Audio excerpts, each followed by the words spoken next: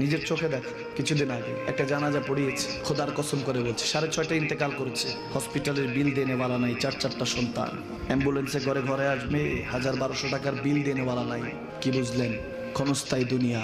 মুমিনের কম থাকলেও আমি বলি, কেউ যদি এসে বলে হুজুর একটু দোয়া করেন, খুব পেরেশানিতে আছি, আমি তার হাত চুমু খেয়ে বলি তোমাকে মোবারকবাদ, আল্লাহ তোমাকে ভালোবাসে। পেরেশানি তো মালিক দেয়, এই জন্য এটা রহমত মুমিনের জন্য। পেরেশানি দেয় যখন ফেরেশতারা বলে আল্লাহ চাইতেছে চাইতেছে, টাকা পয়সা চাইতেছে, বলে এটা কি?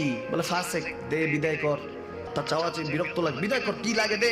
মুমিন যখন চাইতে থাকে আল্লাহ আমাকে কিছু লাগে, যখন একটু করে চায় আমার মাটাকে সুস্থ করে দাও, বাবাটাকে আল্লাহ আমার স্ত্রীকে, আমার আমাকে একটু তৌফিক দাও, চাইতে থাকে মুমিন। আল্লাহ বলে যখন ফেরেশতারা দেখে মুমিন চাচ্ছে, দেরি করতে পারে না, তাড়াতাড়ি খাজানা নিয়ে দিতে নেবে, আল্লাহ বলে রাখোস না, এত তাড়াহুড়া কিসে?